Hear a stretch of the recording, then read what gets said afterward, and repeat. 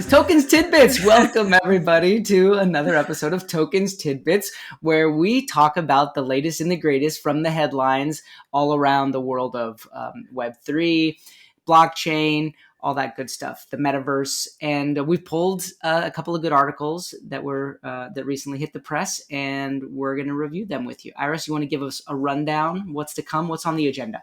I'd love to. I have a big smile on my face because Jeff and I were just talking about other podcasts that we love, and we hope that you love Tidbits.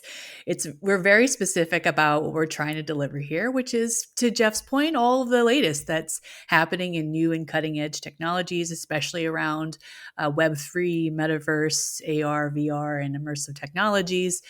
Today, we've got some really fun ones, some fun articles and topics that we want to discuss, including the latest on the ApeCoin DAO, which of course is the DAO and the cryptocurrency of the BYAC, Bored Ape Yacht Club, very popular PFP project. We also are going to cover Apple's new headset, which at the time of the record is coming out in just a couple weeks. At least that's what people and experts are speculating on.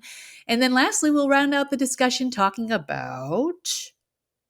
Where's the third one? Oh, the Roblox. Yes. Bored Ape Yacht Club. So we had Adam Raskin on this podcast previously. He is a multiple ape club NFT owner. In fact, he had listed one of his remaining apes just at like an insane price recently, just to see, and made $150,000. Sold it for $150,000 still, like recently? Yeah.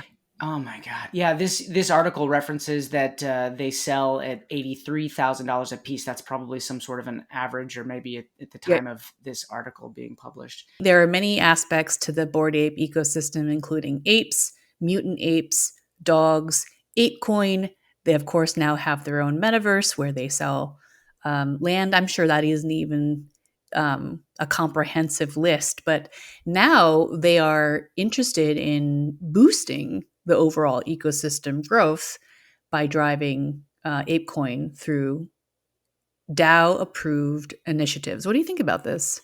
First of all, I think it's a great example of a DAO at work, right? So they've got a really great community. Obviously, they're one of the biggest and most popular. And they wanted to do something. And how do you do that? Well, you put it out to the DAO, to the people that are in the community, get a say, get a vote. And you float the idea and you see if it gets support. This one did. The DAO voted and it was approved. And now they're going to have this incubator for these new projects. And it's kind of interesting how they listed that they broke it up. So what did they say? That there's 3 different things. You can be an initiator, a voter, or a participant, I think is what they said. And I don't know how you become one of those 3 things. I could speculate, but I don't know that it said much in the article. But the initiators bring their ideas up for a vote, right? They propose ideas for projects.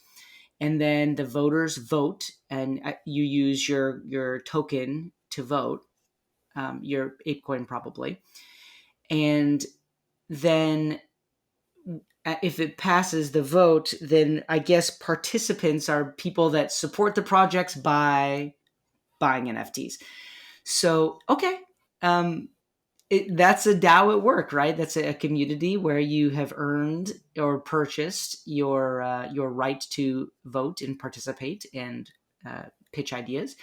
And we're seeing that as an example of how this whole community can work, supported by the blockchain.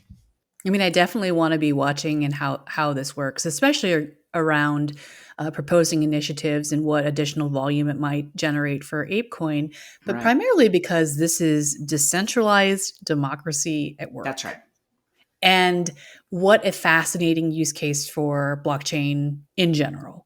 This is something that we've always been fascinated with at Toekenz, and how to get young people and families involved in decentralized digital democracy. A really important aspect of DAOs is about there are lots of different approaches to DAOs, right? So in some instances, your voting power is based on or predicated by how much coin, for example, you own. And there are other instances where one person equals one vote, and different approaches to how DAOs are structured. But in the end, the idea is that a group is able to make a decision collectively, and they're able to do it in a way that's trustless, meaning it's verified by the blockchain and where everyone has a voice. Really cool. So, do we know that if this one was like a majority rule, or 2/3 votes carries it, or anything like that? What, any of that specified? No, and oftentimes that's set up at the at inception. Yeah. But oops, I don't think I have Just addition. I don't have that kind of context. Here beyond this. I mean, I think we really wanted to. I think that's a good question and something we can look into. But the idea here is, that this group can really be presenting and, like you said, approving and putting into action initiatives. Like, what a cool way to get yeah. people involved with bringing new excitement and growth to an ecosystem. Yeah, I was just curious. It's not that it really matters. It's just so interesting. But yeah, it's probably baked into the smart contract, and everybody that buys into the system or is part of the community knows the rules, and that's where the magic is. Right. Yeah. It's interesting to see this too, because as we know, BYAC is one of the most successful projects pretty much of all time in Web3's short history. And yet they need to generate additional growth and interest and keep their project fresh and alive and have reasons to bring people back. So, I think that this is just a mid-growth move on Yeah. a semi-mature project. Yeah, totally. I'm very curious to see where the whole thing goes to. It's sort of blazing the trail a little bit. Yeah, and it sounds like everyone's kind of bracing for how AI and how metaverse is going to continue to affect what's already happened in Web3. There are some people who are so bold as to say that we're basically just skipping over Web3 immediately into Web4, and where metaverse meets AI. And I wonder if Apple is going to be the one who really ushers that in a mass adoption kind of way. Yeah, nice transition into Apple's latest news. They are launching a VR headset. So, what are we to make of this? Like, they've been launched before, right? So, what has been holding back the success of the VR headset, and what is Apple going to do that's going to be different? So I thought that one of the people cited in the article said it best when he said, when Apple does it, they usually do it right. And being an Apple believer next to my iPhone and on my Mac, like, I tend to agree. That being said, my personal belief is that we're not going to see mass adoption of a metaverse virtual reality until we Yeah, don't have to wear stuff on our faces, yeah, or until what we wear on our faces is as simple as wearing a pair of glasses. And so I'll be very curious to see how, if Apple is able to make a low a product that is so user friendly that will really usher in this new era. yeah. Well, if anyone can do it, it seems like Apple's the one that could. Um, it's interesting what you said. You've got your iPhone, you've got your Apple computer. Does that mean you're going to be a purchaser of this thing? That's you know what? I think that is the $1 billion question. Better question: what would make you purchase it? What would be the thing that would tip you? Um, What needs to happen? I think end to end integration with my other existing devices, um, immediate utility, um, Get more and specific. Those are very broad, and and and ease of use. ease of use. So you need to like go to, do you do it when people are going to meetings in this space? Is that when you finally pull the trigger on it? Like what we're doing right now, for instance. Is something like this going to be something that draws you into that world? it's not going to be a game, right? It seems like for an adult to do it, for me, it would have to be somewhat work related or necessary. Like if everyone's in a Yeah. virtual meeting and I'm not there, that's a problem. I'm going to have to get into a virtual environment to attend my virtual meeting. And then, and only then, do I really make the choice of which product do I buy. And yeah, I probably buy Apple because I got an iPhone and I want it to sync up with all of my stuff, like you said. Yeah. I think I'm probably with you there, right? My in real life stuff is I don't think will be impacted by a headset, right? I'm not going Mm-hmm. to engage with my children in my virtual reality headset. I'm not going to, see my girlfriends. We're not going to have virtual dinners. We're going to go and we're going to break bread, right? And drink wine and have a good time.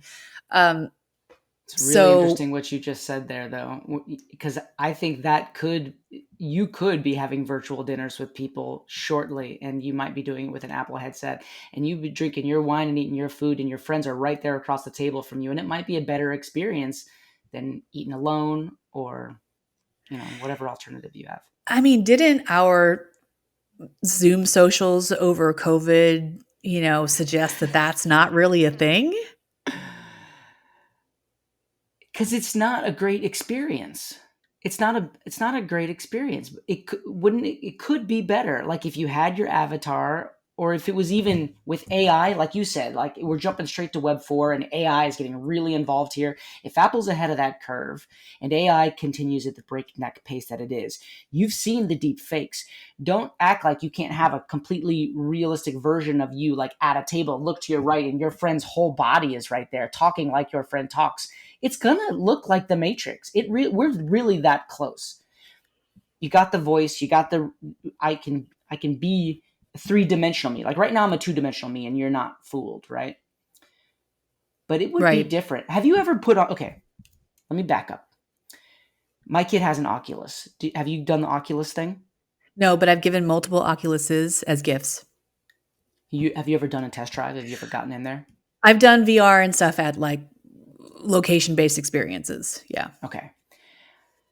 I was messing around with my kid's Oculus and playing some game, and I reached out to put my hand on a chair that was not there, and I fell straight onto my face. It is that realistic, even in animation. Like even when it's not really, really real, like AI could make it like tomorrow. I fell. I reached out to grab something and it was not there in my real world, but I was very much like immersed in this world. So I'm scared, I think, that um, Ready Player One is just around the corner.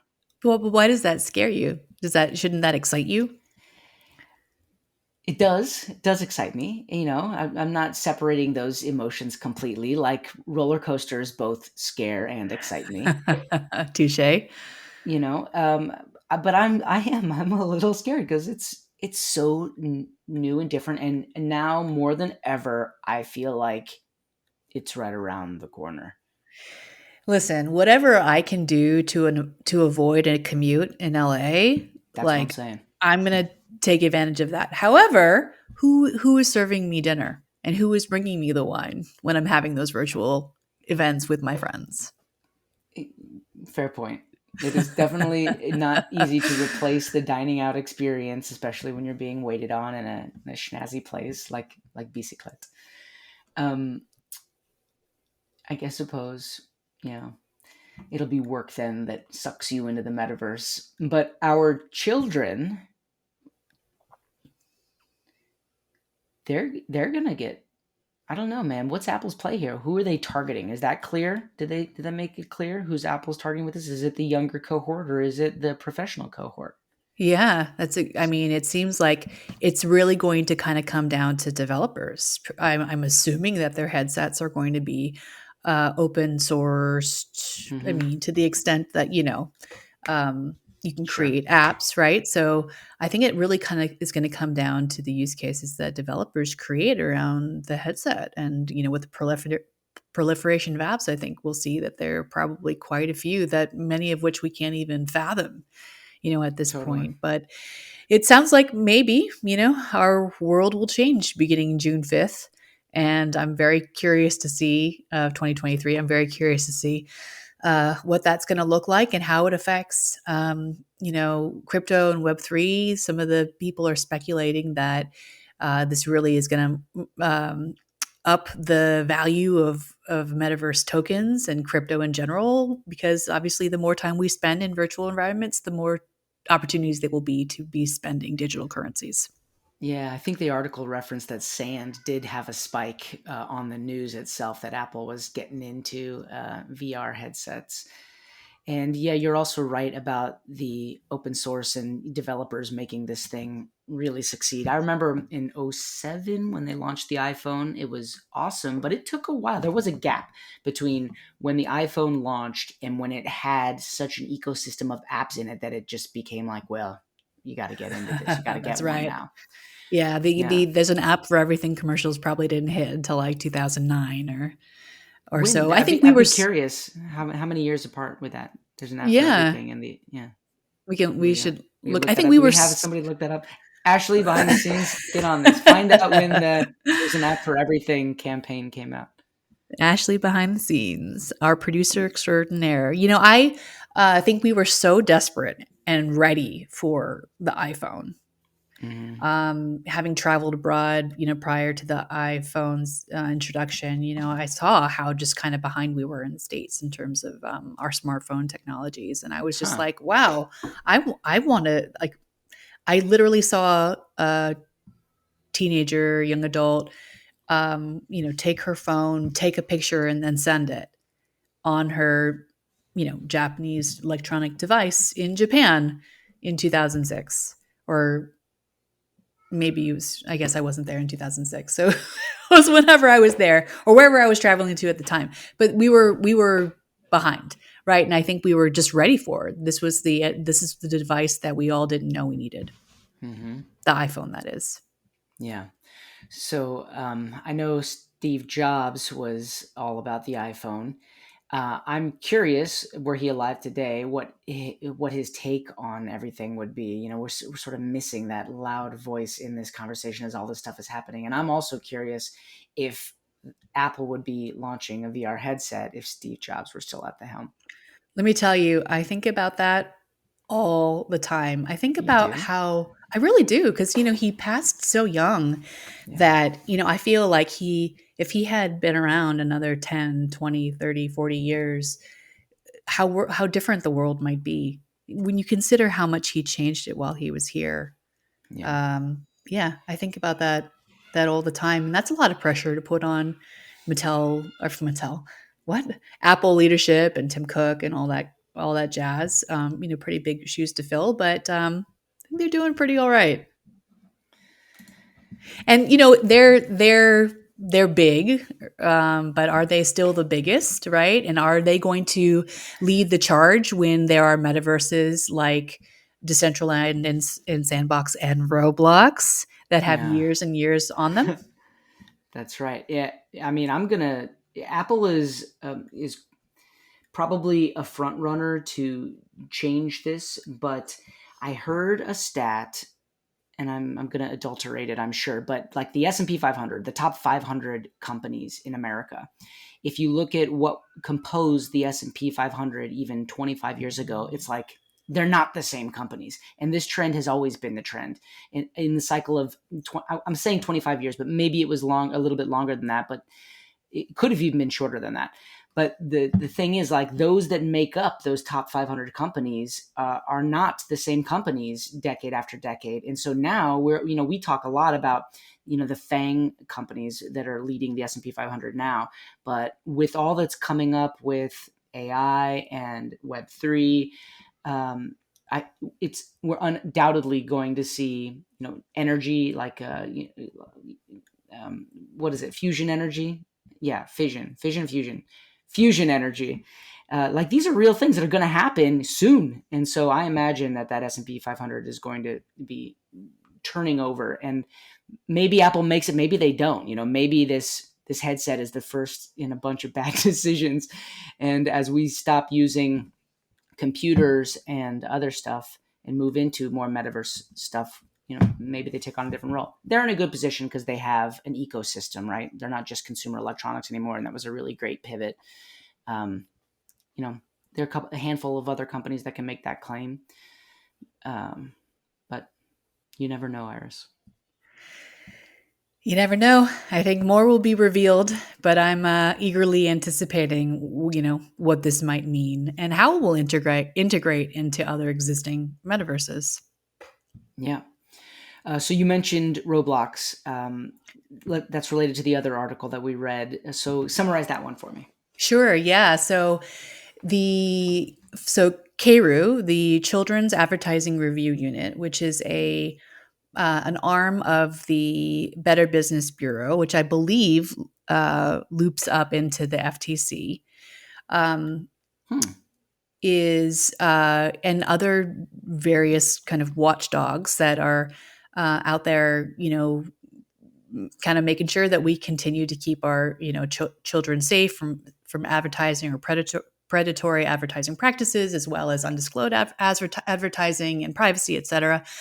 So all that is context to say that KRU recently released a report appealing to the FTC to look into Roblox. And Roblox, as we know, is one of the most prominent and widely used metaverses, if we can use that term, existing. How widely used?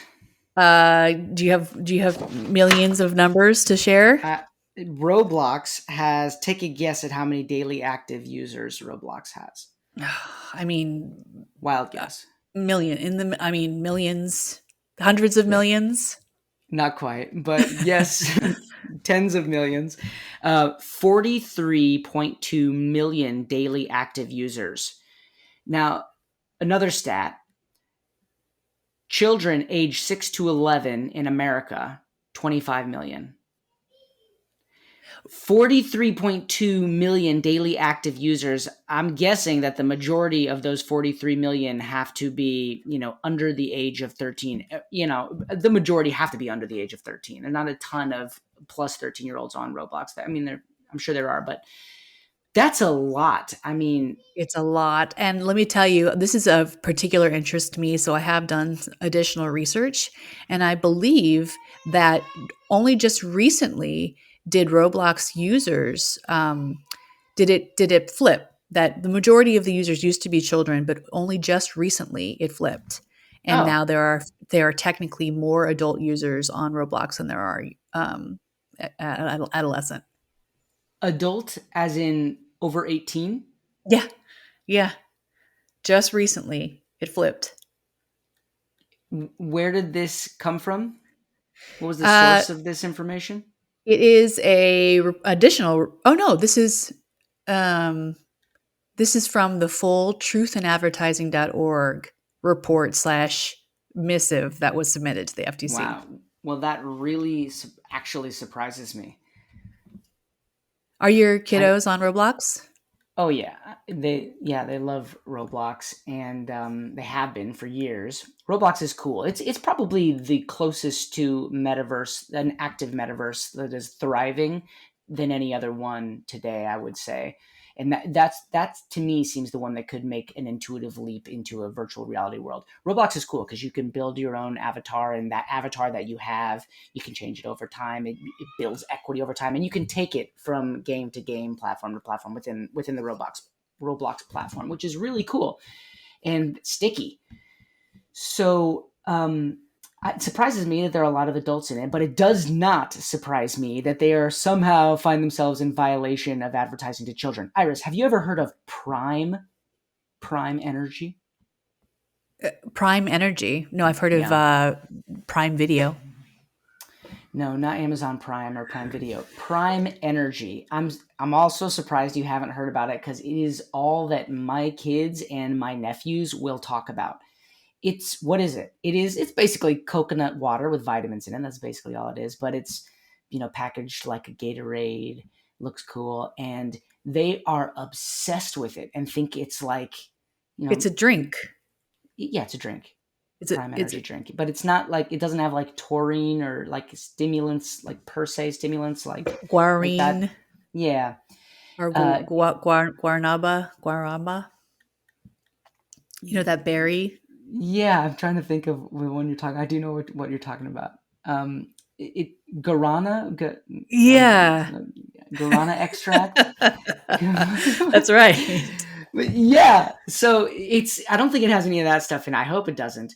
But it is ungodly expensive. I'm talking like $10 for a bottle of this stuff, and What? kids are like trading it like it's crack at school. Like there's like a underground prime trading like ecosystem, like market that happens, like black market in schools.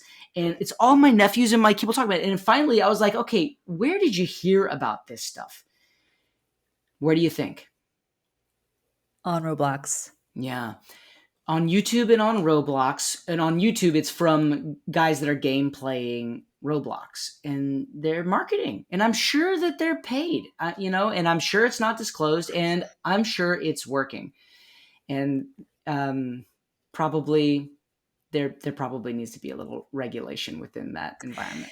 See, this is the thing, right? We've seen celebrities get dinged for undisclosed Yeah. sponsorship, right? Promoting products and stuff. And I think that it's hard for us as adults sometimes to understand if something is a paid promotion and or not, if something is an advertisement or not, and which means that it's doubly hard for children, right, who are just a little less discerning and who are far more impressionable, right? Yeah. I think that's these regulatory bodies' main bent is that we need to protect children. It's a responsible thing to do, whether or Yeah. not Roblox is in violation of some of these practices, dark patterns as they call them. I guess will be revealed, but it sounds like in your just anecdotal experience alone that you wouldn't be surprised if this is happening, and it's happening kind of maybe even on a systematic level. Yeah, I think so. So probably regulation is a good thing. We certainly want to protect our kids, and I know how much that means to you and your endeavors with tokens. And yeah, Roblox. I'm so curious about that stat that there's a lot of adults in the platform now. I'm going to be checking that out. But even advertising to adults, as you said, there should be full disclosure. We're Right. in the VUCA future, right? Volatile, uncertain, complicated, and ambiguous, I think is what the acronym stands for. That comes from a book, Fuka. New Leadership Literacies by, I'm going to blank on that. A futurist out of Silicon Valley. I can't remember his name. I think Bob something. Anyway, he describes this future that we're moving into as the VUCA future: volatile, uncertain, complicated, and ambiguous. And that's true. Like everything is getting so hazy, just fuzzy lines everywhere. You don't know what's what anymore. There's deep fakes. There's all these new fraud schemes where somebody can call you up and it will sound exactly like your brother or your kid in their voice saying like, "Hey, I need help. I need you to wire money to blah blah blah blah." And you got to be so much smarter and savvier now, and skeptical all the time, just validating truth at every turn, and it's exhausting. So the onus is really on businesses, corporations, people that have they need to be more responsible. They have that obligation, and so there may be back doors that you can slip through, like the Roblox metaverse, but don't. You know better. Do better. Don't slip through the back door. Be responsible. Whew. So many complicated feelings about that. I mean, part of me is skeptical and says, oh, is this just the hell in the handbasket theory at play, where every generation feels like their generation is going to pot, right? But then Sure. there's also, I feel like real truth and validity to that. The fact that unprecedented times with technology that's moving at lightning speed, Yeah. and and a lack of that same kind of speed in when it comes to regulation, right? So Yeah. I do 100% agree that we owe it to our customers and to the world to put a little bit of that responsibility on ourselves as Yes. product developers, designers, creators, business owners, right? That will it hurt the business so much. In fact, I believe that it helps the business ultimately and in the end if you put those practices into effect as part of your DNA. Very well stated. That is what I'm saying. We are all in this together, right? This brave new world. So turn the finger around. Hold yourself accountable. That's the sort of thing that is equal to happiness in your life. Like knowing, hey, I'm doing the best I can. I'm doing my part. And if all of us tried a little harder to do that, like it will be a bright, wonderful place that where technology enables like all of these wonderful things. So yes, it's great to have institutions and regulators and watchdogs like institutionally doing that thing, but really it comes down to the individual. So and I think you're an example of that, Jeff. I've never known you but to live with authenticity and responsibility and self accountability, and you've been always a source of inspiration and maybe even accountability in that regard. So, just thank you for that, and thank you for sharing that with our listeners. Thank you, Iris. Yeah, I mean, I hope that it's helpful, and I hope it's not, that there can be, encouragement and, purpose and not just fear and uncertainty and doubt and all of the scary things that come with the new technologies. And I think what you're saying exactly applies to what we're trying to do in this podcast, and to say that we're in this together, that you and I are parents and business owners and creators just like our listeners. So, we're here to kind of just share a little bit of that with our listeners. So thank you, Jeff. And thank you to our listeners for checking in on this latest episode of Tidbits. We hope you enjoyed it and the topics that we just covered. If there are additional topics that you'd like us to discuss, let us know. You can find us anywhere on social media at Toekenz or at Toekenz NFT. You can also email us at info@toekenz.com or check out ways to contact us at the Toekenz website. That's TOEKENZ.com. Perfect. All right. Well, thanks again. I think it was lovely it's been a minute, so it was lovely to see you. Yeah, and we'll see you all next time.